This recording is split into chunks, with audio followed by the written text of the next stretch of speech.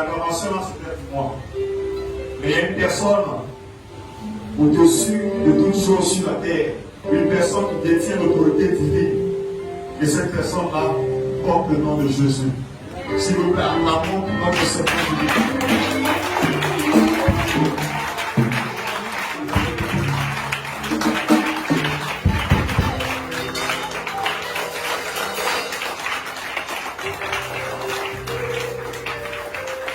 Je crois que ces acclamations-là sont montées jusqu'au 3e ciel. Et que Dieu le Père lui-même se réjouit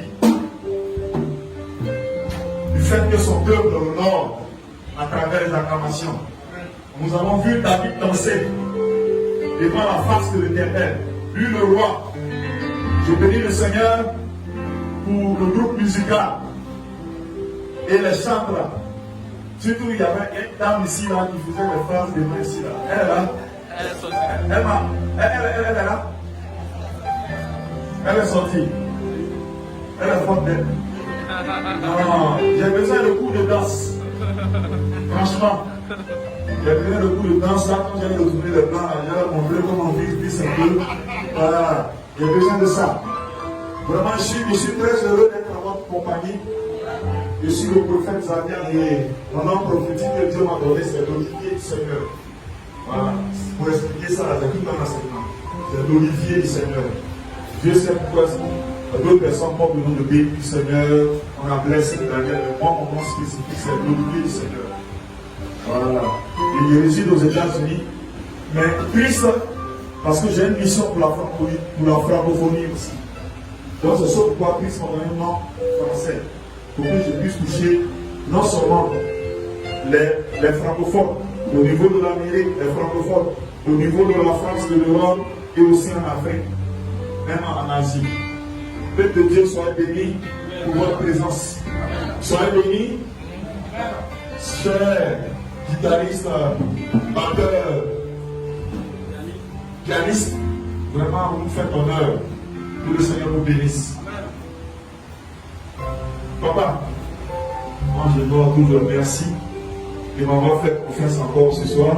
Merci pour tout. Et je pense que ce peuple-là serait édifié ce soir. Cher ancien, que Dieu te bénisse. Pasteur assistant, que Dieu te bénisse. Sans plus tarder, on va aborder le thème de la délivrance. Mais cette fois-ci, on va faire un enseignement de façon différente. Parce que le 9 décembre, quand j'étais ici, on a défini. Ce matin, on a défini. Mais cette fois-ci, on ne va pas de la définition, on va expliquer de façon générale. Parce que quand on parle de délivrance, la délivrance fait plutôt allusion à la pratique. Ouais. Voilà, ça veut dire qu'on pose des actes pratiques. La délivrance parle plus de pratique que de théorie. Voilà, c'est ça pourquoi je ne vais pas trop entrer dans les définitions. Voilà. Mais je vais jeter le décor auparavant un peu de l'origine de la délivrance, ce qui se faisait. Vous savez, avant l'avènement de Jésus, de la Nouvelle Alliance, est-ce que vous savez que la délivrance était pratiquée? La délivrance était pratiquée. Cette délivrance a été pratiquée sous diverses formes. On parlait d'exorcistes. On parlait d'exorcistes. Et les exorcistes, dans l'Ancien Testament, utilisaient des objets pour délivrer. Ils utilisaient aussi la parole de Dieu. Mais ce n'est pas seulement dans le milieu chrétien ou des croyants qu'on pratiquait la délivrance. La délivrance se fait pratiquer aussi par les devins, les magiciens. Quand nous allons en Égypte, la délivrance était pratiquée aussi par les magiciens, ce que vous le savez. Tous ces magiciens qui étaient autour de Pharaon pratiquaient aussi la délivrance. Mais ce n'est pas la délivrance au nom de Dieu, d'abord dans l'Ancien Testament. Ils avaient leur Dieu et faisaient leur sorte de délivrance. Aujourd'hui, musulmans, les hindouistes et autres pratiquent aussi la délivrance. Ce n'est pas seulement les chrétiens. Mais une chose est sûre, est-ce que c'est vraiment la vraie délivrance qui libère et eux pratiquent? Parce que dans les faits, ce dont on se rend compte, c'est que même les musulmans viennent à l'église aujourd'hui pour avoir la délivrance complète, n'est-ce pas? Les hindouistes se convertissent au christianisme. Même les bouddhistes convergent vers l'église aujourd'hui. Parce qu'ils se rendent compte que la véritable délivrance, c'est avec Christ. La véritable délivrance, c'est avec Jésus-Christ. Donc les exorcistes ont pratiqué cela. Donc on va dans la Bible. Nous avons vu cette pratique. Les 7 fils de Séva. Vous avez entendu parler des 7 fils de Séva? Voilà. Eux, ils pratiquaient une certaine forme de délivrance. Mais ça, on appelle ça l'exorcisme. Voilà. Par imitation. On a vu qu'ils ont voulu imiter l'apôtre Paul. Mais pour finir, les démons ont eu raison d'eux. C'est ça? Parce qu'ils pratiquaient la délivrance par imitation. Donc si on pratique la délivrance par imitation, qu'on échoue, ça signifie que quelque part, quelque chose n'a pas marché. Ce qui n'a pas marché, c'est que les 7 fils de Séva n'avaient pas l'autorité divine. Ils n'avaient pas l'autorité. Ils n'avaient pas l'approbation du Dieu vivant que nous adorons. Ils n'avaient pas l'approbation de la Sainte Trinité, Dieu le Père, Dieu le Fils et Dieu le Saint-Esprit. Ils n'avaient pas cette approbation. Le ciel n'était pas d'accord avec ce qu'ils faisaient.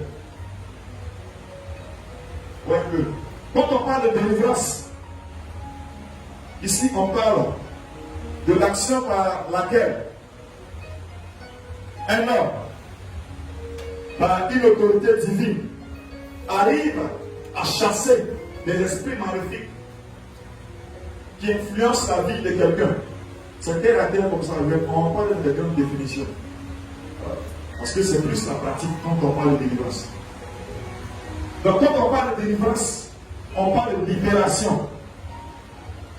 Libération de quoi? Les forces occultes. Parce que sur cette terre-là, nous avons plusieurs entités qui gouvernent cette terre. Tu ne peux pas être neutre. Soit tu es un Dieu, soit tu es un Satan. Est-ce que tu le sais? Tu ne peux pas être neutre. Si tu dis que moi je suis neutre, non, tu ne peux pas être neutre. Tu dois être quelque part. Donc soit c'est les anges de Dieu qui sont avec toi, ou bien c'est les anges d'Ossi qui contrôlent ta vie. Est-ce que vous voyez? La plupart de nous ici, est-ce que vous savez que Satan nous assigne des démons? Des démons qui nous opillent, qui nous espionnent. Nous trouvons la moindre faille dans nos vies et frapper, créer des blocages dans nos vies. Est-ce que vous voyez un peu? Donc il y a des démons auxquels nous sommes assignés. Et l'apôtre Pierre a failli faire les frères de cela.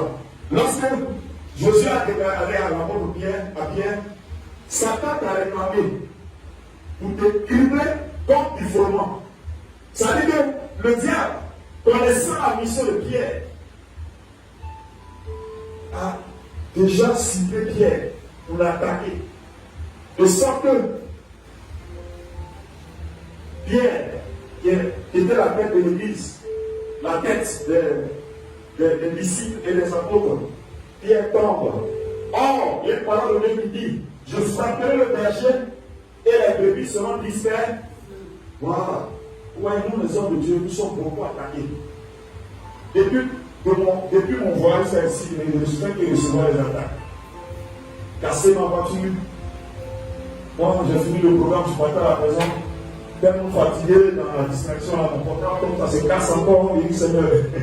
Mais je dis, voilà. C'est le signe que je fais la volonté de Dieu. Sinon, le diable ne va pas s'intéresser à moi.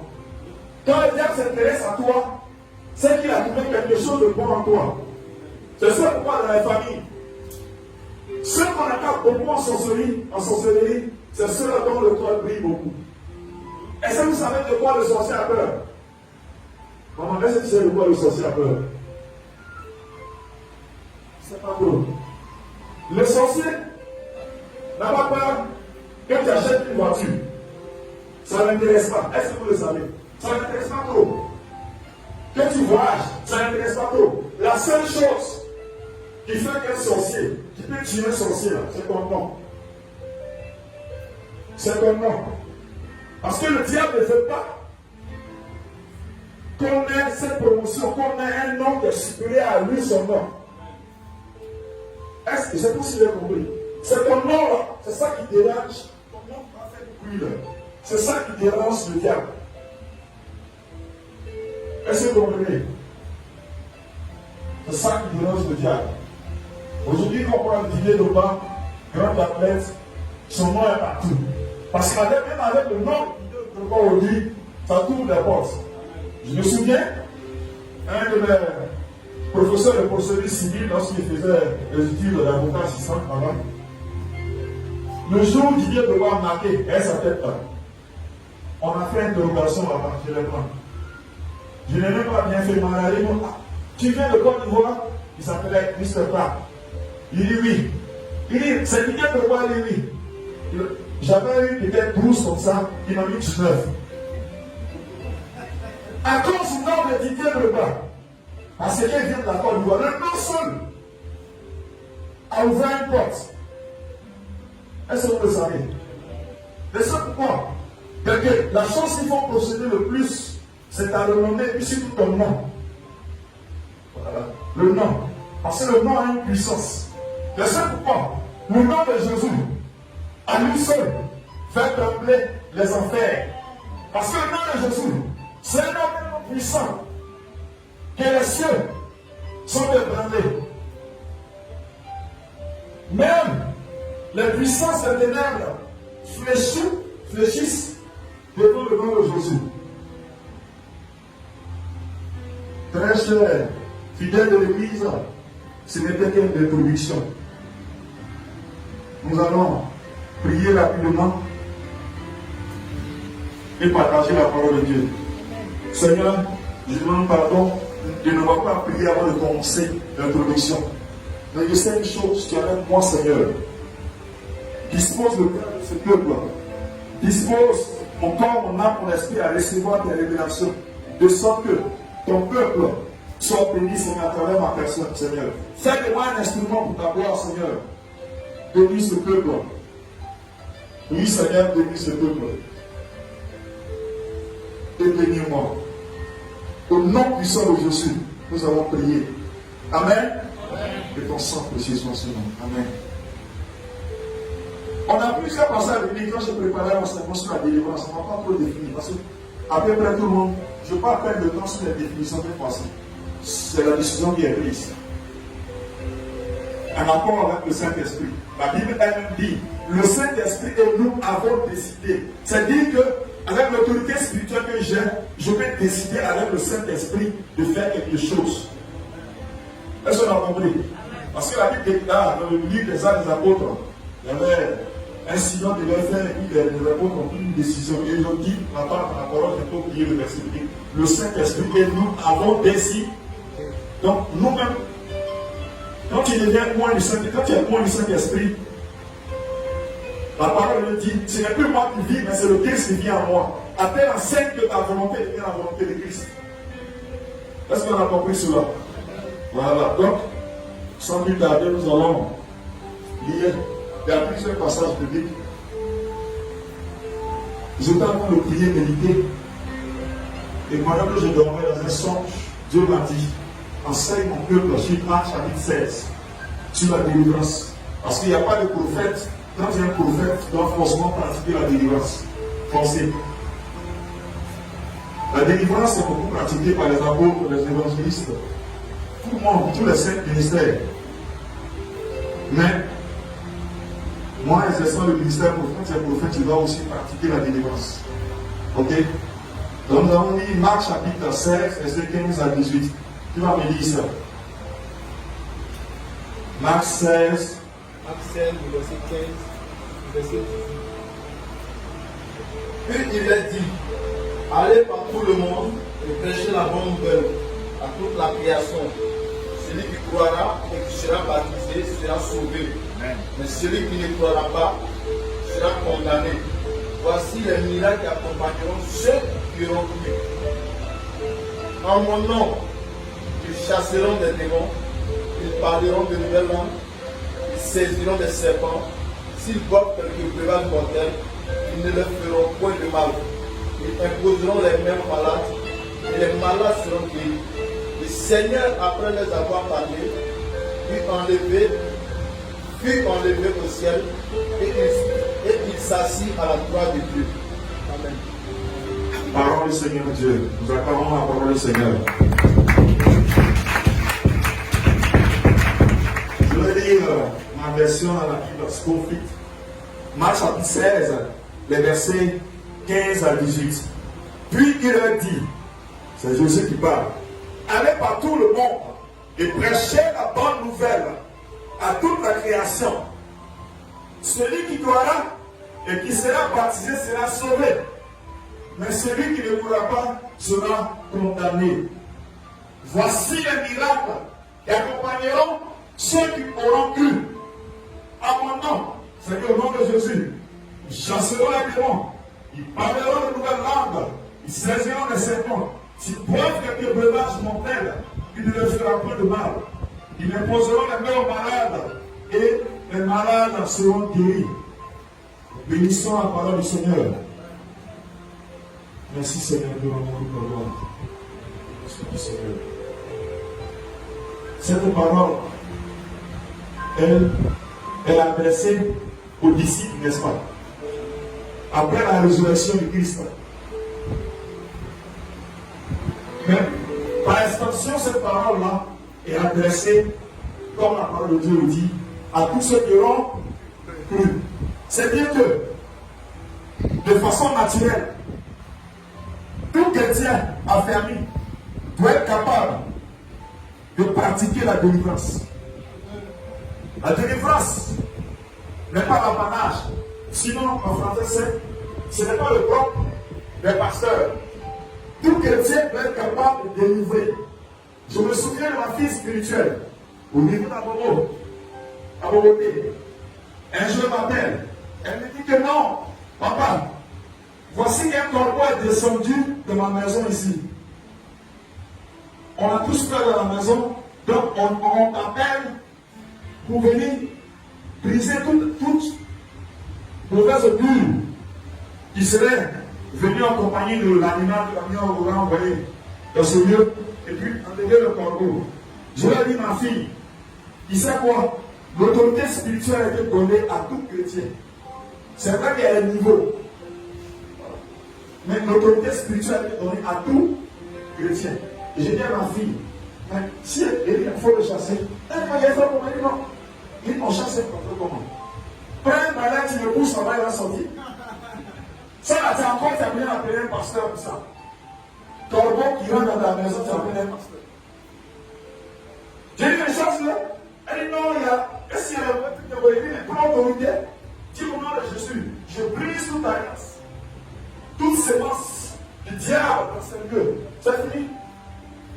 C'est parole contre parole. C'est fini. Quand Christ, quand l'apôtre Paul faisait délivrance, même Jésus, c'est parole contre parole. C'est fini.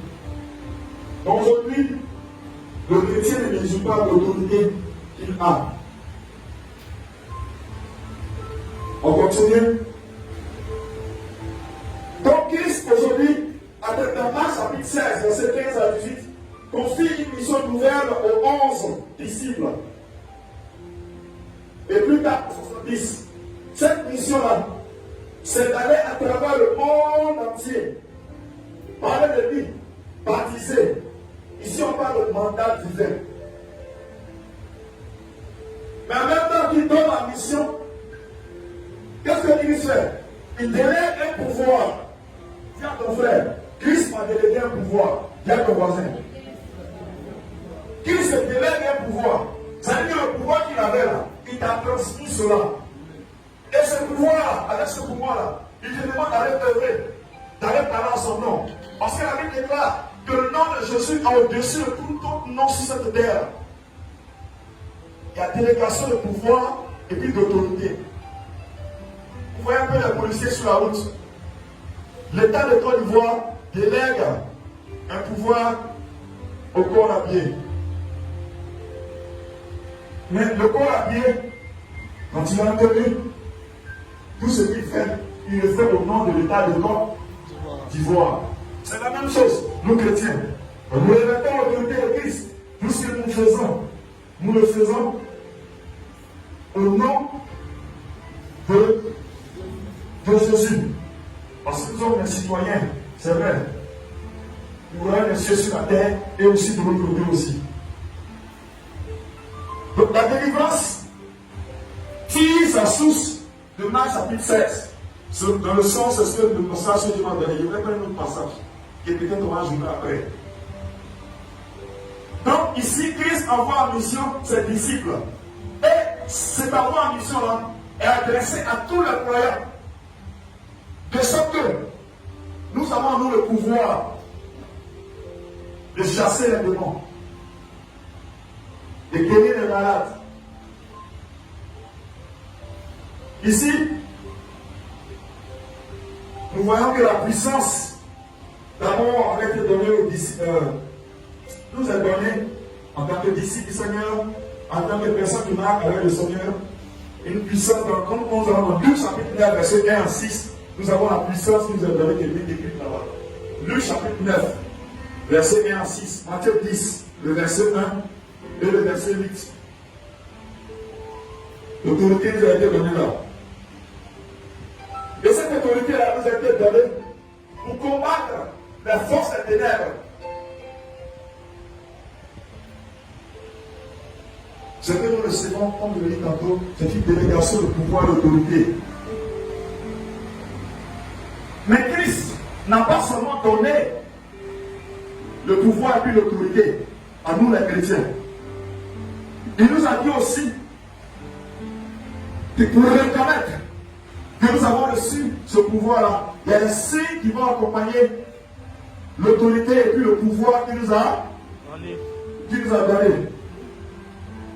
Donc, quand nous avons dans Marc chapitre 16, le verset 17, il dit, voici les miracles qui accompagneront ceux que l'on cru en mon nom.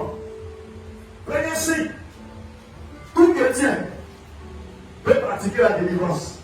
Je dis bien tout chrétien, il suffit d'avoir connaissance, de reconnaître l'autorité que Christ a donnée. Tout chrétien peut pratiquer la délivrance. À quelque niveau que ce soit, il sait qu'il y a des types de possessions où il faut l'intervention du pasteur. Mais la délivrance, là, avec l'autorité que Dieu t'a donnée là, il y a des cas, on va déjà appeler le pasteur. Tu peux toi-même commencer à prier. Hein? Voilà. Souvent, un de mes pères spirituels avait l'habitude de dire, vous les chrétiens, vous gardez tellement le nom de l'église que souvent, même les petits sorciers qui viennent d'être initiés à la sorcellerie, ils seraient simplement en train de essayez le petit don de sorcellerie qu'on va donner, il va vous avoir. Pourquoi? Parce que vous ne priez pas, vous ne reconnaissez pas l'autorité que Dieu vous a donnée. Le gars a dit, c'est maintenant lui, il est entré dans la sorcellerie. Il vient essayer si toi, ça marche. Pourtant, il est nouveau là-bas. Comment se fait-il que cela? C'est parce que nous, chrétiens, on ne reconnaît pas l'autorité qui est là, et puis le pouvoir que Christ nous a donné. Donc, première des choses, c'est, on dit chassement des démons, c'est l'expulsion des démons. Vous savez, il y a deux notions fondamentales qui vont guider cet enseignement-là. Premièrement, c'est la pratique de la délivrance, avant de expliquer les 5 cycles. Nous allons prendre la pratique de la délivrance. Voilà, on a déjà parlé des 5 filles de Séba. La pratique de la délivrance. Et puis, deuxièmement, la délivrance par des actions prophétiques. La pratique de la délivrance. Parce que, aux États-Unis, les théologiens ne sont pas trop d'accord. Quand on dit qu'il y a un ministère de délivrance, les théologiens se disent que dans le ministère de délivrance, on ne dit pas ministère parce que quand Christ a repassé le ministère, il n'a pas mis de délivrance, de délivrance là-bas. Voilà. Donc les théologiens sont pas trop d'accord. Pourquoi le ministère de délivrance, ça n'existe pas? Mais pour ne pas entrer dans les tergiversations, il est de dire la pratique de la. Voilà. Donc ici, aujourd'hui, parlant de délivrance, on parle de la pratique de la délivrance. Et précisément de la délivrance par les actions prophétiques. Voilà. Donc, on a 5 signes qui accompagnent. Regarde ton frère, on a 5 signes qui accompagnent ceux qui auront cru en Jésus. On a 5 signes qui accompagnent ceux qui auront cru en Jésus. 5 bons signes. 5 signes. Le premier signe, on dit chasseront les démons. Voilà. En bon chrétien, on doit être capable de chasser les démons. En Actes chapitre 5, verset 16, on a vu là-bas les disciples du Seigneur chasser les démons. C'est-à-dire qu'ils ont pratiqué la délivrance là-bas. Donc, la délivrance se résume aussi dans le fait de chasser les démons. Est-ce qu'on a compris? Chasser les démons. Le deuxième signe, on va aller rapidement. Avant qu'on arrive à un mot très important. Deuxième signe, on dit ils parleront des langues nous. C'est un peu le ribaba que nous connaissons. Nous parler en langue. Est-ce que vous savez que c'est une langue que les démons ne maîtrisent pas? Je me souviens, dans les années 2010 à 2012 par an, il y avait une mission. Il partait d'un village, d'un boisquier, pour aller faire la délivrance d'un village. Quand il partait, les ont attaqué le car. Ils prenaient les gens. Donc, le berger, le pasteur qui était avec le groupe a dit, commençons à parler en langue. Et les gens ont commencé à parler en langue. Les riz, commençaient à parler en langue. Dès qu'ils ont commencé à parler en langue, il y a le prêtre, le mystique, qui est sorti de la forêt, dans ce témoignage vrai. Il est venu se mettre devant la voiture, sur le goudron. Il a dit, vous n'allez pas passer ici. Mais dites-moi, expliquez-moi un peu la langue que vous parlez là. C'est quelle langue ça? Ça fait un bruit dans le réseau. Ça fait qu'on n'arrive pas à capter la grâce. On n'arrive pas à vraiment vous bloquer. Que c'est quelle langue ça? Si vous arrêtez ça, ça nous dérange. C'est là que ce pasteur en question a mesuré la puissance de parler en langue. Parce que quand tu parles en langue, tu parles de façon intelligible. C'est-à-dire que tu communiques avec le Seigneur. C'est la langue des anges. Le parler en langue est la langue des anges. Ça fait que Dieu exauce toutes les prières que les prières normales. Est-ce que vous savez qu'on parle en langue? Donc c'est le deuxième signe de ceux qui l'ont cru, qui vont exercer, qui vont pratiquer la délivrance. D'abord, tu chasses les démons. Deuxième, il te faut parler en. Voilà, la langue aussi. Parce qu'il y a une puissance dans le fait de parler en langue. Il y a une autorité dans le fait de parler en langue. Souvent, il m'arrive quand la difficulté est. Quand je parle en langue, je parle aux anges. C'est-à-dire, je parle à Dieu. Il donne des ordres directs aux anges. Et les anges se mettent en mouvement pour agir rapidement. Est-ce qu'on a compris? Le parler en langue, c'est une image très efficace. Ce n'est pas un enseignement sur le parler en langue qui parle de notre détail. Deuxième signe. Le troisième signe, on dit saisir les serpents. Alors, le parler en langue, en Actes chapitre 2, verset 4, la promesse de la Pentecôte, quand se réalise. Le parler en langue, en Actes chapitre 2, verset 4, on voit les gens qui parlent en langue. Maintenant, on dit troisième signe de ceux qui l'ont cru. Ils saisiront les serpents. Quand ils saisissent les serpents là, qu'est-ce qu'on me dit par là? C'est-à-dire que les dangers que tu vas encourir, que tu vas courir, Dieu sera là. Même si de façon par erreur, tu saisis un serpent, que tu touches peut-être un canari. Au village, ils ont dit, ils ne vont pas toucher le canari là. Tu viens de saisir un serpent comme ça. Parce que saisir un serpent, c'est imagé. Voilà, c'est imagé, c'est pas vraiment un serpent là. C'est vrai qu'on pourrait parler de serpent. La seule fois où on parle, où un apôtre a saisi un serpent, c'est l'apôtre Paul. Un serpent sorti du feu, il a attrapé le serpent. Et puis, le serpent a essayé de le mordre, il a jeté le serpent dans le feu. Est-ce qu'on a compris? Donc ici, Christ dit, on saisit les serpents. Donc, quand on va dans le psaume 91, on nous dit que nous avons la puissance sur le serpent, l'aspic qui est le serpent. Le dragon, nous avons la puissance sur eux. Est-ce qu'on comprend cela? Donc, on peut toujours saisir les serpents. Mais la seule fois dans la Bible où on saisit les serpents, c'était l'apôtre Paul. Mais ici, il faut faire attention. C'est pas parce que la Bible dit qu'il faut saisir un serpent que ça va le tuer. Tu vas prendre une vipère, mon cher ami, il va te piquer. Parce qu'il ne faut pas tenter Dieu. Ici, la serpent saisit, c'est pas vers la main. Il s'agit de saisir le serpent. C'est-à-dire que quand tu devrais exprès de toucher quand arrive de quelqu'un, ou bien ta mère rentre dans quelque chose, on dit ça tue. Tu as saisi le serpent comme ça, Dieu dit ça n'a rien de faire. On a compris? On continue encore. 4. Pour les breuvages mortels sans conséquences fatales. C'est-à-dire, 4e, je vais lire. S'ils boivent ces breuvages mortels, il ne leur fera point de mal. C'est-à-dire que le poison, si tu bois un poison, ça ne te fera pas de mal. Dans la Bible, on ne voit pas d'exemple vraiment concret de poison que les gens ont mangé, puis ça va de l'eau. Mais, Christ en train de dire, mais dans la vie pratique, on mange toujours le poison. Vous savez où on mange le poison? Dans les marchés. Dis à ton frère, chaque jour que Dieu fait, il mange poison. Mais je ne me mets pas à cause de Dieu. La viande que tu peux au marché, est-ce que tu vas l'éviter? Souvent, les mystiques viennent de bleu là. Il faut de l'incantation. C'est un poison pardonné là. Quand tu manges, est-ce que tu ne vis pas? Tu vis grâce à Dieu. Donc, qu'est-ce que ça doit le dire? Quand tu as cru en lui, les poisons mortels, dans les marchés que tu as mangé, quand tu pries dessus là, tu as mangé, mais ça n'aura pas de conséquences fatales. Et tu ne vas pas mourir. Et c'est pourquoi quand tu achètes la nourriture au marché, il te faut prier là-dessus.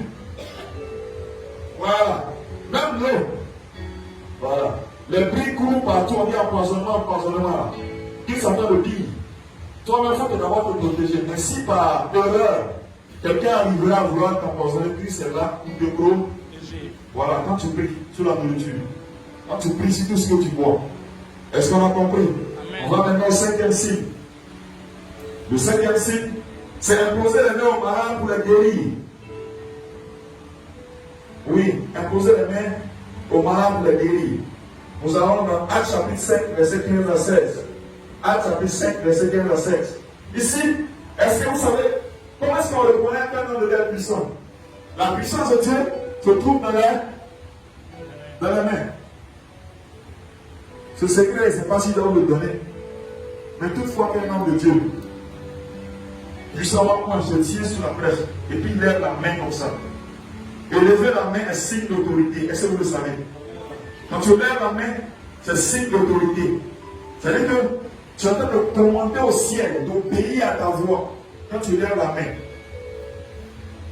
Est-ce qu'on comprend un peu? Voilà. Donc nous avons ici imposé la main. Dans l'imposition des mains, Dieu utilise les mains pour guérir. Dieu utilise les mains pour restaurer. Dieu utilise les mains pour apporter la paix. La restauration dans le corps, dans l'âme et dans l'esprit. Mais ce qu'il faut retenir d'essentiel,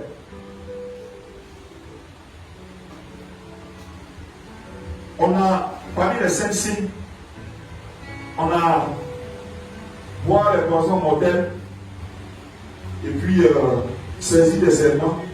Là, il faut se méfier de ça. Dans la réalité, il ne faut pas faire ça. Voilà, il ne faut pas dire, parce qu'on avait beaucoup de pasteurs sur Internet, il y a beaucoup de fidèles sur Internet. Ils veulent te montrer la puissance de Dieu, qu'est-ce qu'ils font? Vous montrez qu'ils peuvent délivrer là, ils boivent un poison mortel, ça les tue. Voilà, donc, ne vous mettez pas dans ça. Voilà. N'allez pas aussi saisir les serpents dans le trou, dans les villages. Tu vas te mordre cadeau. Tu vas mourir cadeau. Et puis le ciel, on peut en rire de réfugier sur la parce que tu attendais Dieu. Hein? Voilà. Mais le plus important, on a vu tous ces signes-là, le plus important, c'est le message de la bonne nouvelle, c'est le message de l'évangile qui est plus important. Voilà. C'est le plus important, c'est le message de l'évangile. Mais les signes sont plutôt faits pour attirer surtout les païens âgés à Jésus. Donc, si vous voyez un homme de Dieu qui fait son ministère et que vous ne voyez pas tous ces signes-là, il ne dit pas qu'il ne vient pas de Dieu. Non. Le plus important, c'est le message de la bonne nouvelle. Et au fur et à mesure, ces 5 signes-là vont accompagner. Voilà. Au fur et à mesure qu'il grandit dans l'option, les 5 signes-là vont commencer à se manifester.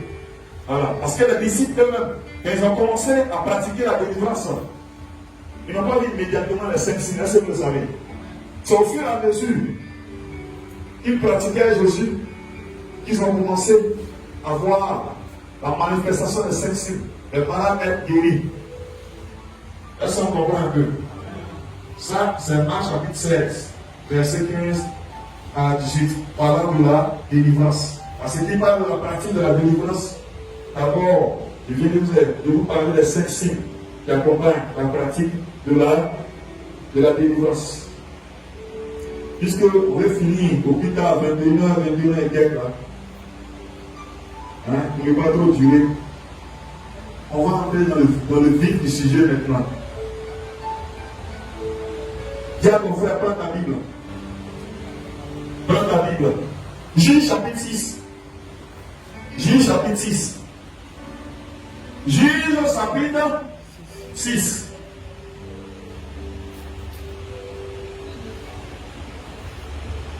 Je vais lire les versets 11 jusqu'à 24, mais c'est trop long. On va commencer pour te lire et expliquer. Juge chapitre 6.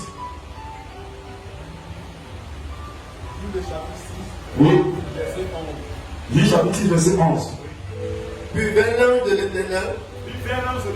Et s'assit sur le télébite. Et s'assit sur le télébite. Le frère. Il appartenait à Joas, de la famille d'Abiézer. Gédéon, son fils, battait du courant pour pressoir pour le mettre à l'abri de Madian. L'ange de l'Éternel lui apparut et lui dit: L'Éternel est avec toi, vaillant héros. Gédéon lui dit: Ah, mon Seigneur, si l'Éternel est avec moi, pourquoi toutes ces choses nous sont-elles arrivées? Et où sont tous ces prodiges que nos pères nous rencontrent quand ils disent: L'Éternel ne nous a-t-il pas fait monter hors d'Égypte?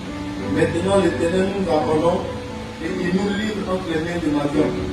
L'Éternel se tourna vers lui et dit: Va avec cette force que tu as et délivre Israël de la main de Madian. N'est-ce pas moi qui t'envoie? Gédéon lui dit: Ah, mon Seigneur, avec quoi délivrerai-je Israël? Voici ma famille est la plus pauvre de Manassé et je suis le plus petit dans la maison de mon père. L'Éternel lui dit: Mais je serai avec toi et tu battras Madian comme un seul homme. Gédéon lui dit: Si j'ai trouvé grâce à tes yeux, donne-moi un signe pour montrer que c'est toi qui me parles. Ne t'éloigne point d'ici jusqu'à ce que je revienne auprès de toi, que j'apporte mon offrande et que je la dépose devant toi. Et l'Éternel dit: Je resterai jusqu'à ce que tu reviennes. Gédéon entrant, prépara un chevreau et fit avec un épha de farine, de pain sans levain. Il mit la chair dans un panier et le jus dans un pot. Les lui apporta sous le télébite et les présenta. L'ange de Dieu lui dit: Prends la chair et les pains sans levain, pose-les sur le rocher et répands le jus. Et il fit ainsi.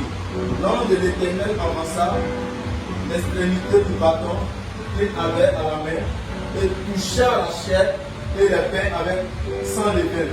Alors il s'éleva du rocher un feu consuma la chair et les pains sans levain, et l'ange de l'Éternel disparut à ses yeux. Verset 22. Gédéon, croyant que c'était l'ange de l'Éternel, qui parlait à moi, Seigneur Éternel, car j'ai vu l'ange de l'Éternel face à face. Verset 23. Et l'Éternel lui dit: Sois en paix, ne crains point, tu ne mourras pas. Gédéon bâtit là un autel à l'Éternel et lui donna pour nom l'Éternel Père.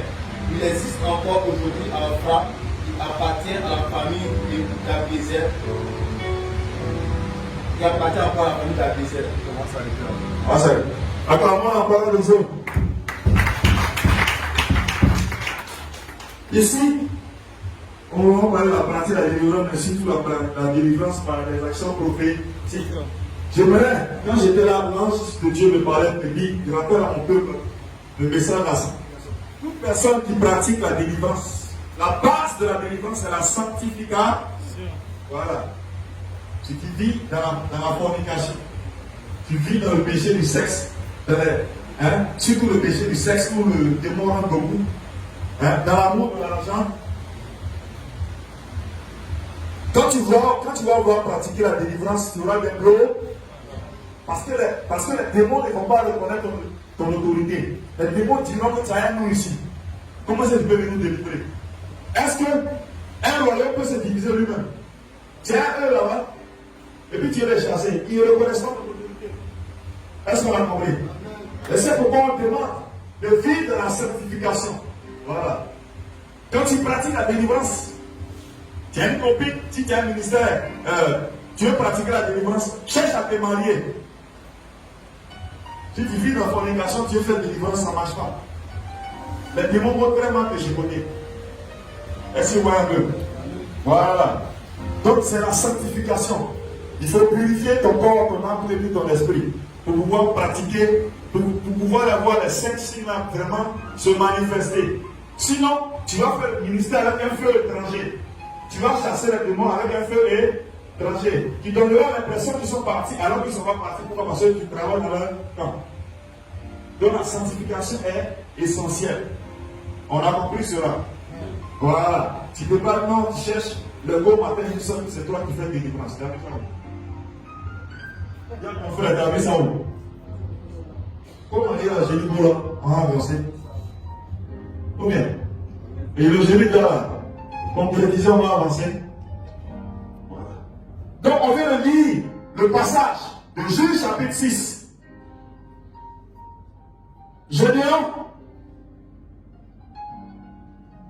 est né à une époque où le peuple d'Israël était persécuté par les Madianites. Dis à ton frère les Madianites. Et les Madianites. Les Madianites, c'est les sorciers de ton village, ils ne veulent pas que tu réussisses. Les Madianites, c'est le marabout du quartier qui a caché le quartier, qui ne veut pas que quelqu'un vienne le bas. Les Madianites, c'est les prophétesses qui sont dans le village, qui attachent les jeunes filles pour qu'elles n'aient pas d'enfants, pour ne pas qu'elles se marient. Ça, c'est les Madianites. Donc Gédéon faisait face à tout cela. Quand le peuple d'Israël s'aimait, quand ils arrivent à la retraite, qu'est-ce qui se passe? Les Madianites, quand ils s'aiment, ils ne sont pas là. Hein. Vous allez demander, quand tu passes le concours, là, le sorcier te laisse. Il dépose son dossier, là, il te laisse. Le temps du résultat, il t'attend. C'était la même chose pour Gédéon. Lorsque les récoltes étaient mûres, on arrivait à la récolte, Gédéon voyait que les Madianites venaient, ils volaient tout le pays par terre. C'est comme ça que les sorciers font. Les mystiques font. Donc Gédéon, qu'est-ce qu'il fait? Il a commencé maintenant à se cacher. Il cultive un peu en cachette là. Quand ça mûrit, il cueille rapidement et puis sans se cacher. Il presse dans le pressoir quelque part là-bas. Et puis, il mange lui et puis sa famille en cachette. Dieu a dit que Gédéon était égoïste. Gédéon ne savait pas juste qui il était. C'est un peu comme toi qui passes le concours de l'ENA, tu ne sais pas ce que tu es. Un peu comme toi qui veux te marier et puis il y a un blocage, tu ne sais pas qui tu es. Toi, tu as un projet de business. Et puis, il y a toujours les blocages qui sont devant. Dis à ton frère, tu ne sais pas qui tu es. Tu ne sais pas qui tu es. Est-ce que tu sais que tu as un pouvoir en toi pour ta propre délivrance? Gédéon avait un pouvoir en lui pour sa propre délivrance. Il ne savait pas. Il a fallu que Dieu lui-même, en la personne d'un ange, aille à Ophra, au village d'Ophra, et qu'il rencontre Gédéon. Et qu'il commence à dire à Gédéon, Gédéon, il salue Gédéon avec beaucoup de respect. Ça montre, quand Dieu, dans le sang de Dieu, la manière de Dieu de te parler en songe, donc l'humilité que tu as, tu sais. Quand il a parlé de Marie, il a dit, Je salue la servante du. Voilà. Ça montre autorité. Il salue Gédéon et il l'appelle vaillant héros. Gédéon dit quoi? Moi qui suis devant les mandarines, je m'appelle vaillant héros. Dieu venait de montrer l'identité spirituelle de Gédéon. Dieu venait de montrer que Gédéon était un vainqueur en puissance. C'est-à-dire que Gédéon allait remporter la victoire. Mais Gédéon ne comprenait pas. Il dit à l'ange, terre à terre, pourquoi tu m'appelles comme ça? Imaginez-vous, j'essaie d'expliquer un peu. Hein? Pourquoi tu m'appelles? Il était vraiment surpris. Et l'ange lui dit, le Seigneur est avec toi. On dit le Seigneur est avec toi, il dit le Seigneur est avec nous. Parce qu'il ne faut pas la force qu'on nous dit, mais si le Seigneur est avec nous, pourquoi c'est nous sur? Voilà. Pourquoi c'est depuis dans la famille? Dans ma famille, les gens ne se marient pas. Et puis Dieu te dit que tu es dans ma famille. Pourquoi c'est depuis là, personne n'a eu un seul travail dans ma famille? Pourquoi est-ce que la volonté frappe partout? Pourquoi est-ce que tous mes frères se droguent? Ils volent. Toutes les sœurs se prostituent. Tous les garçons vont se les prostituer. Pourquoi ça? L'ange, au lieu de répondre directement à la question de Gédéon, qu'est-ce que l'ange dit? L'ange dit, mais Gédéon, est-ce que tu as vu ce qui est déposé en toi? Dis à ton frère, est-ce que tu sais ce que Dieu a déposé en toi pour pratiquer la délivrance? Pose-toi la question. Est-ce que tu t'es posé la question? Que suis-je? Et puis, depuis la maladie de sorcières me fatigue. Dis à ton frère, il y a une force en toi. Il y a une force en toi. Parce que toutes les fois que tu as une rencontre avec Dieu, Dieu dépose une force en toi. Je répète, toute fois que Dieu vient à ta rencontre, il dépose une force en toi. Si Dieu, le jour où Dieu te parle en songe, c'est qu'il a déposé une force en toi. Le jour où Dieu te parle en vision, c'est qu'il a déposé une force en toi. Et c'est pas si tu as compris. Toute rencontre avec Dieu, Dieu toujours dépose une force en toi. Il ne te laisse pas comme ça. Mais on ne le réalise pas. Donc, toute fois que tu viens à l'église et tu viens à la rencontre de Dieu, il y a une force pour toi pour t'aller lui. Il ne sait pas ça. Gédéon ne savait pas. Donc Dieu dit à Gédéon, va avec la force que tu as. Il dit, ah, où est la force que moi j'ai? Ma famille est la plus pauvre. Où est le superlatif plus pauvre? Gédéon entend le dire, il se minimise. Mais Gédéon, pour vraiment croire que c'était Dieu qui lui parlait, il a demandé un stick. Le premier stick, ça s'est accompli. Il a offert les gâteaux de farine. Ça. Et l'ange a disparu devant lui. C'est là qu'il a reconnu qu'il avait affaire à Dieu lui-même. Mais après, Dieu a demandé à Gédéon de faire des offrandes. N'est-ce pas? Il a demandé à Gédéon de faire des offrandes. Et qu'est-ce que Gédéon a fait?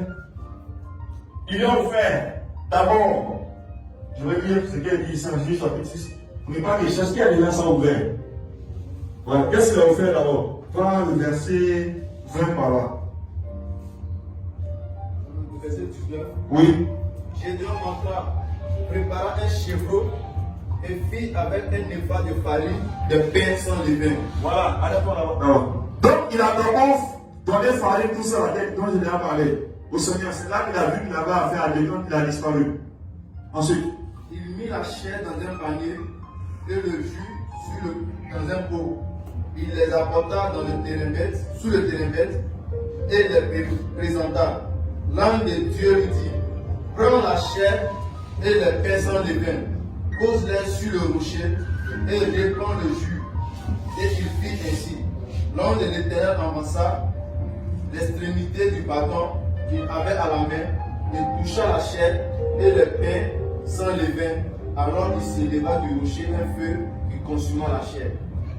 D'abord, dans la délivrance, la première étape dans la délivrance, il faut offrir quelque chose à. Est-ce qu'on veut nous montrer là? Je dois offrir quelque chose à. On va aller dans la révélation maintenant. Il faut offrir quelque chose à Dieu. Quel est le problème que tu veux offrir à Dieu? Qu'est-ce que tu as à donner à Dieu? Vous savez, nos parents chaque année vont faire des offrandes aux idoles, n'est-ce pas? Soit ils tuent mouton, cabri, tout ça là. Moi, une fois, Dieu m'a dit de lui faire une offrande là. Et voilà, j'ai fait une offrande au Seigneur comme ça qui a bouleversé un peu ma manière. Quand je me suis converti à Christ, j'ai offert tous mes pantalons bas neufs. Tous les pantalons bas neufs là. J'ai donné ça, gros, de couper, décalé là. Vas-y, viens là. Donc il faut offrir dans ta délivrance, il y a quelque chose d'abord que tu dois offrir à. Qu'est-ce que tu offres à Dieu? Il faut offrir à Dieu les choses qu'il ne confesse pas. Le nom de Dieu, il faut donner ça cadeau à Dieu là-bas. Pour lui montrer que tu as changé de vie. Pour lui montrer que tu es avec lui. Est-ce que vous comprenez un peu? Voilà, il faut offrir quelque chose à Dieu. Offre-lui ton temps. Offre-lui tes talents. Donc, dans la délivrance d'abord, comment je l'ai appelé, tu as offert quelque chose à Dieu. J'ai donné l'exemple tout à l'heure. Deuxième étape. En te débarrassant des choses du monde, tu as offert des choses à Dieu. Tu te débarrasses de tout ce qui est du monde. Le Seigneur prend ça. Voilà, voilà. Faut sanctifier tout ça là. Au verset 21. L'ange de l'Éternel avança l'extrémité du bâton qu'il avait à la main et toucha la chair et les pains sans levain. Alors il s'éleva du rocher un feu qui consuma la chair et les pains sans levain. Et l'ange de l'Éternel disparut à ses yeux. Gédéon, voyant que c'était l'ange de l'Éternel, dit: Malheur à moi, Seigneur éternel, car j'ai vu l'ange de l'Éternel face à face. Et l'Éternel lui dit: Sois en paix, ne crains point, tu ne mourras pas.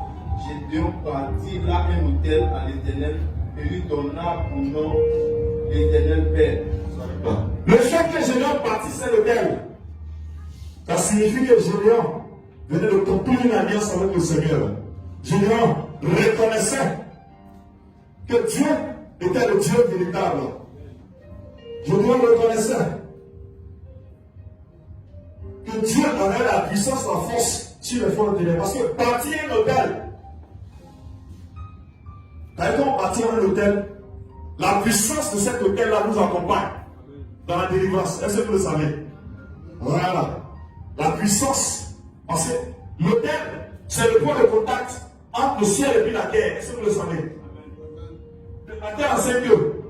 Tu vois un peu le ballon village là, quand il mettait l'hôtel là, quand il parle là, et puis il regarde le ciel, je vous dis que c'est le point de contact entre le ciel et la terre. Je viens à bâtir l'hôtel. Parce que nous les hommes là, dans l'ancienne alliance, on ne peut pas communiquer directement avec Dieu comme ça. Il fallait un hôtel. Et même dans la nouvelle alliance, il nous faut toujours un hôtel. Mais ce n'est pas un hôtel tel que dans l'Ancien Testament. Ici, dans cette église, nous avons un hôtel, n'est-ce pas? Voilà, physique. Quand on va prier, on va déposer les offrandes au pied de l'autel. Et quand on bénit, les offrandes montent vers Dieu. Donc l'autel, c'est le point de contact entre le ciel et la terre. On a compris? Il appartient à l'autel. Mais de la nouvelle alliance, l'autel, ici c'est le cœur. Il loue son cœur. Verset 25. La Bible dit: Dans la même nuit, l'Éternel dit à Gédéon: Prends le jeune taureau de ton père. D'abord, prends le jeune taureau de ton père. Ok? Et un second taureau de 7 ans. D'abord, il prend d'abord le jeune taureau de son de façon, imagée, il est en train d'associer son père à l'autel qu'il a bâti. Et ça va si vous comprenez un peu. Il est en train d'associer son père à l'autel. C'est que quand il bâtit un nouveau hôtel, l'hôtel va avoir une puissance plus forte sur les anciens hôtels. Est-ce que vous voyez un peu? Souvent, moi, il m'arrive, à chaque année qu'il y a une voyage, quand je viens ici avant de partir, je demande à mes frères et mes soeurs de faire des offrandes. Moi, j'ai besoin de faire l'argent encore. Je dis, donne-moi offrande. Quand ils font offrande, là, quand j'ai pris dessus, ils sont en train de les connecter à l'hôtel que j'ai pas. C'est comme ça qu'il fait. Même mes amis, souvent, ils sont en bas dans un restaurant, on va manger là. J'ai payé, il en faut même 1000 francs dessus. Parce que c'est comme s'il payait pour le nom de Dieu. Donc quand ils se connectent à ma personne, c'est comme si ils sont tous les deux rentrés dans l'alliance que j'ai tissée avec le Seigneur. Est-ce qu'on a compris un peu? Voilà, c'est comme ça en fait. Donc, Gédéon, Dieu de façon prophétique, est en train d'associer le père de Gédéon à Gédéon. À l'alliance. Deuxième. Et un second taureau de 7 ans renverse l'autel de Baal qui est à ton père et abat le pieu sacré qui est dessus. Tu partiras ensuite et tu disposeras sur le haut de ce rocher un autel à l'Éternel ton Dieu.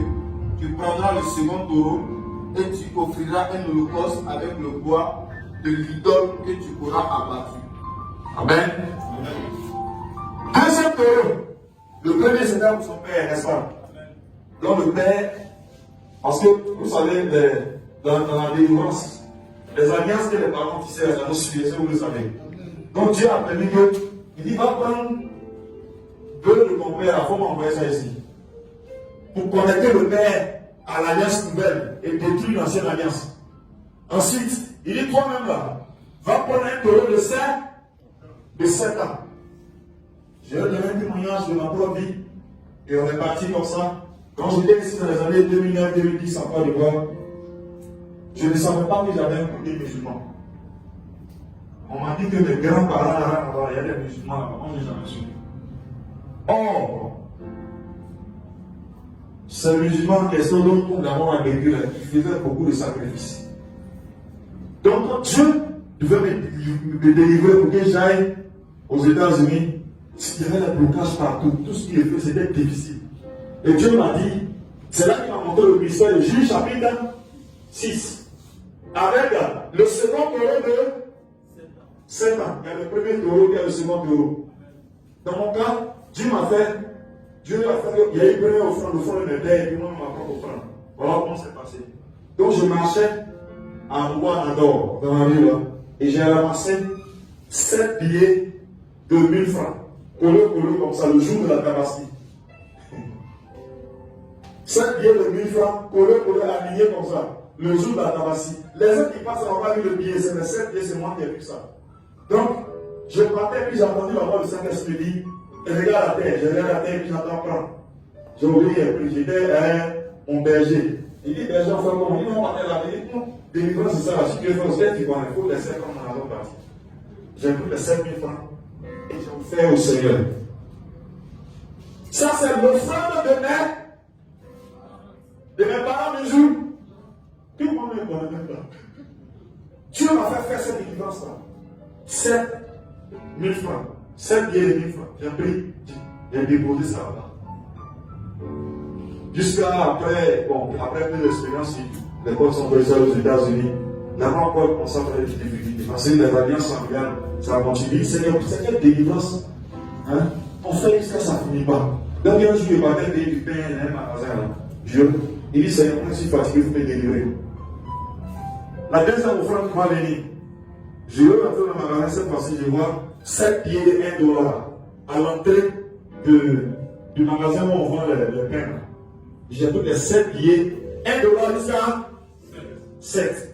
J'ai pris les 7 billets et j'ai fait ça offrande au Seigneur. Ça crée encore la délivrance. La compagnie pour laquelle il travaille là-bas, pour laquelle il travaille, après 7 ans, j'ai eu une promotion. Donc ils sont le parti de la délivrance par la révélation prophétique dans la révélation du chiffre 7. Donc ici, Gédéon qui dit à Gédéon, envoie-moi une offrande toi-même d'un taureau de 7 ans. Pourquoi 7 ans? On va vous expliquer ça ici. Parce que vous savez, quelle que soit la souffrance sur terre, si tu es un homme de prière, un homme qui va connaître le Seigneur, dis à ton frère, ta délivrance ne peut pas dépasser 7 ans. Non, ta délivrance là, on ne peut pas te déplacer, délivrer plus de 7 années. Est-ce que vous comprenez? Ta délivrance ne peut pas dépasser 7 années. Voilà comment on a expérimenté ça. À la 6e année, déjà même là, ça commence.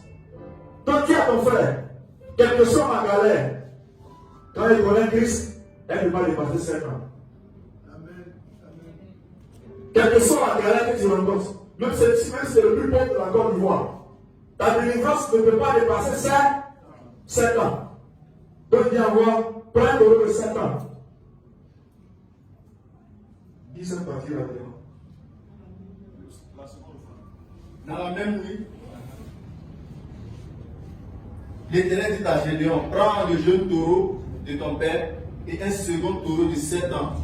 Renverse l'autel de Baal qui est à ton père et abat le pied sacré qui est dessus. Amen. Déjà, ce que nous devons comprendre, c'est que quand tu viens à Christ, quand Christ a commencé à te délivrer au fur et à mesure, si tu dois détruire les anciens hôtels. Si tu allais chez Marabout, tu allais aller chez le Marabout. Parce qu'il y a une nouvelle hôtel que tu partis avec Christ.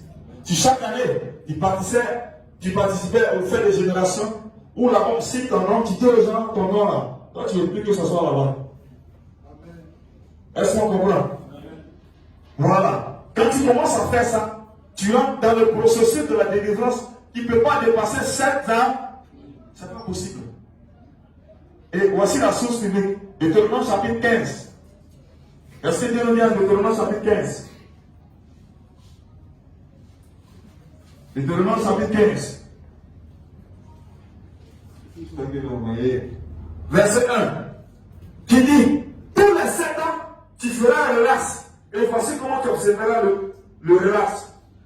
La remise des dettes et puis les esclaves libérés. Dieu établit un principe en Deutéronome chapitre 15, le verset 1, qui dit que tous les 7 ans, on dit que tous les 7, Dieu relâche. Tous les 7 ans. Donc ça signifie que pour un bon chrétien, chaque 7 ans, même si on dit que tu ne crois pas en Dieu, à 7 ans, tu dois connaître la délivrance. Si ça a trop duré. Tous les 7 ans, il y a la relâche.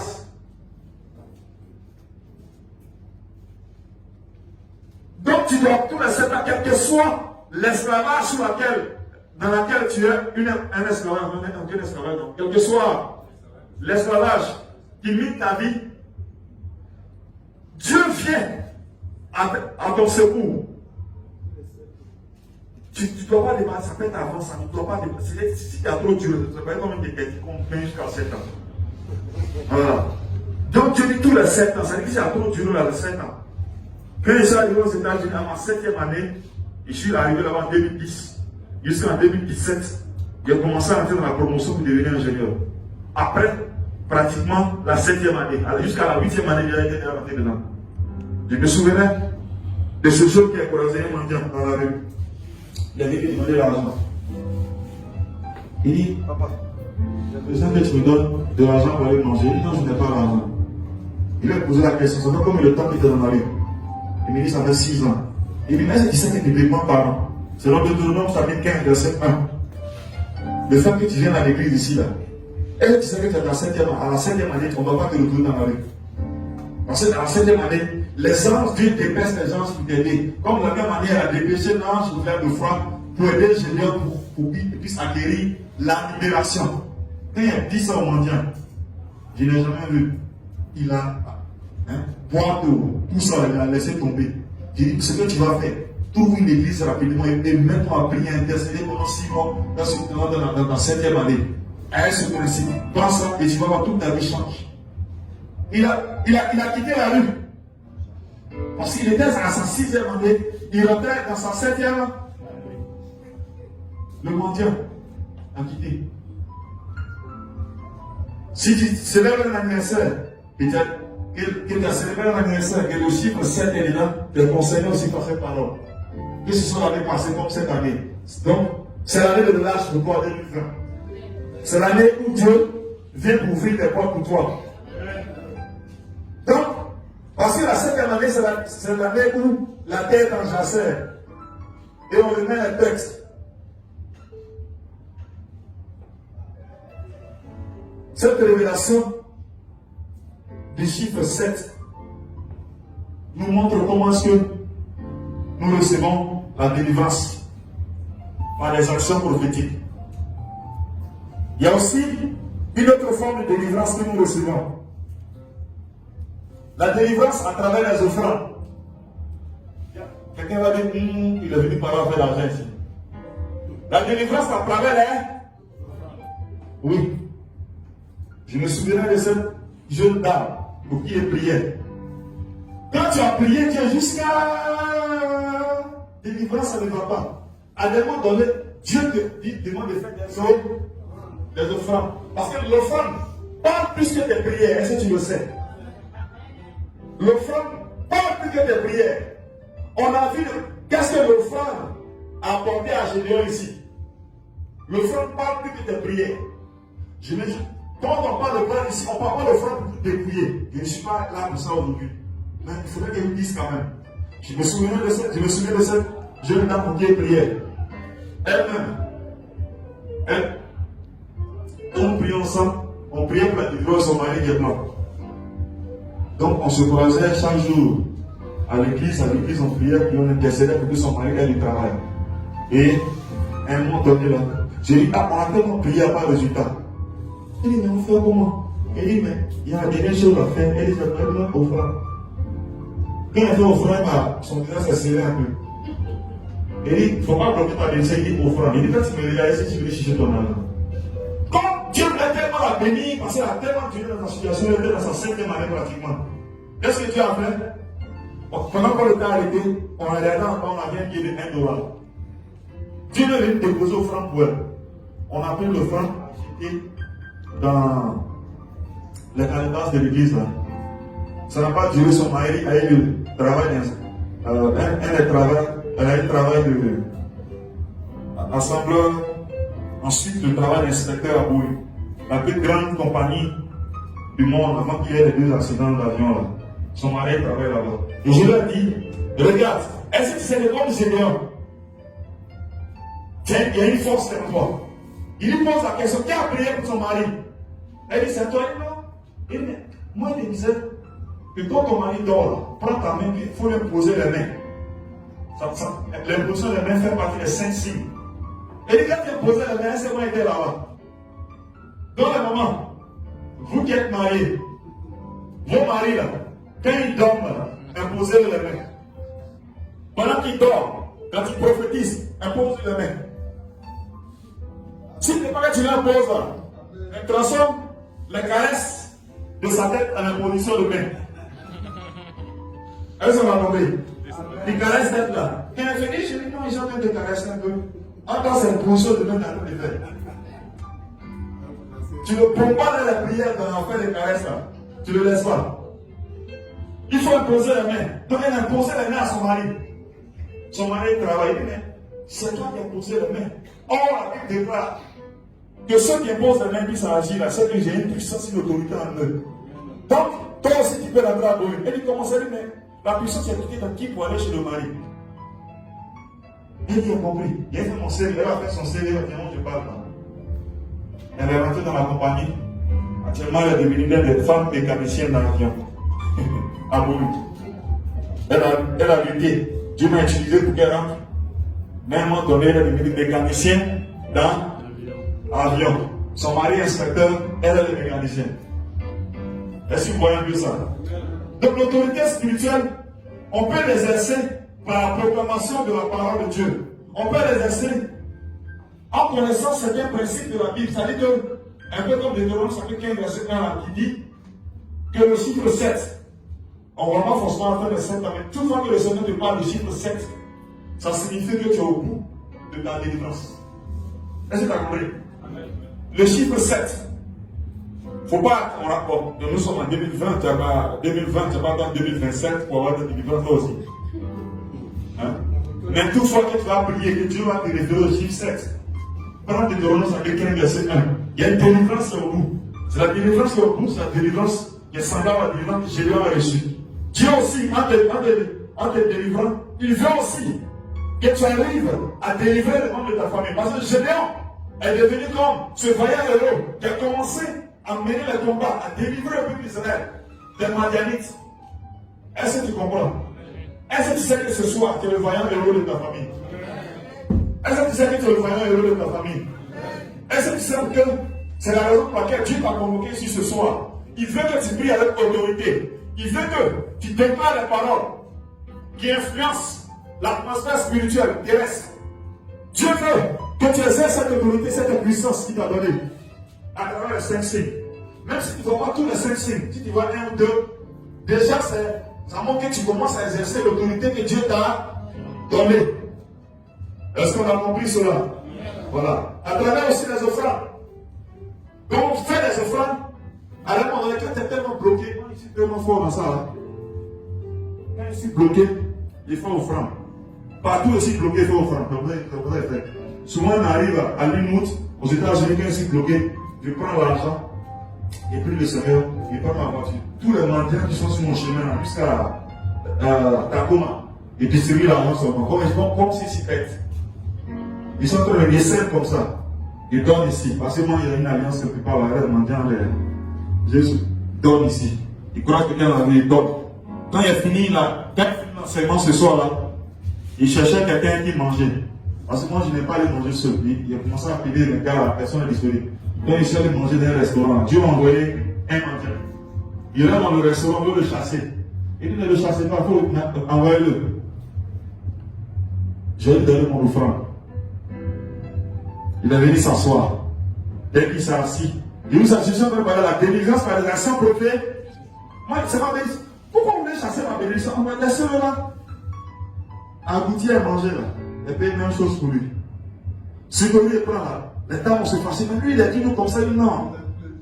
Il fait ça tous les jours. Il dit non, il ne fait pas ça tous les jours. Aujourd'hui là. Il fait ça tous les jours, il ne fait pas ça tous les jours. Voilà, il ne gagne pas ça aujourd'hui là, c'est son jour. Il dit tiens, quoi, il se guérit. Il paye ça pour lui. Et il a commencé à me parler même de l'entrepreneuriat, tout ça, tout ce que non, j'entreprends, il fait les choses, et c'était le mendiant. Mais tout ce qu'on a parlé ici, là, non, il fait des applications, il a vu mon iPhone là. Non, il peut mettre ça, les trucs, papa, mais toi tu es intelligent, hein, faut t'asseoir. Et là, est-ce que tu sais que ta délivrance se trouve à tes mains? Et il me dit comment? Il dit bon, trouve une église et va dans l'église, va s'asseoir dans cette église. Il dit parce que tu as croisé un point de Dieu comme moi. Quand tu vas rentrer dans l'église, il signe le décret. Et c'est la fin de tes souffrances au nom de Jésus. Il a mangé la chose rapidement, il est parti. Homme de Dieu, je veux ton téléphone. Homme de Dieu, est-ce qu'il y a une église ici? Homme de Dieu, plus que tout là. J'étais tellement content d'avoir aidé quelqu'un. Mais, par rapport à mes difficultés, parce qu'on m'attaque beaucoup, l'homme de Dieu sait, j'ai fait une offrande pour que les attaques ça. Parce que mon téléphone venait de se casser. Il dit Seigneur, ça peut. Il m'a envoyé quelqu'un. J'ai fait l'offrande du chiffre 7 avec le mendiant. Et je crois que je ne vais plus appeler l'homme de Dieu pour expliquer comment c'est ça. Au nom de Jésus. Je crois que Christ est en train de le délivrer. Mon frère, ma soeur, tu vas te lever. Et nous allons prendre l'autorité. Tu vas te lever, nous allons prendre l'autorité pour prier. Nous allons prier avec l'autorité. Et nous allons poser les actions prophétiques. Mets ta main sur ta poche parce qu'il n'est pas pour parler d'offrande ici. L'offrande où tu es délivré, donner l'argent de l'enfant, ce n'est pas mon rôle. Mais je veux que tu te lèves. Ceux qui se battent, ceux qui tombent, levez-moi, on va prier avec autorité. On va faire le ministère dans 10 à 15 minutes. On va prier, poser les mains, prier ici. Priez pour chacun de vous. Tous ceux qui sont dans la salle, à part le corps pastoral, nous allons prier pour tout le monde, qu'ils soient musiciens. On va poser les mains, prier ici pour tout le monde, avant qu'on sorte ici rapidement. Seigneur Jésus, aujourd'hui, ici, nous sommes des Gédéons. Nous sommes des Gédéons, Seigneur Jésus. On va arrêter la vidéo pour que tu pries aussi.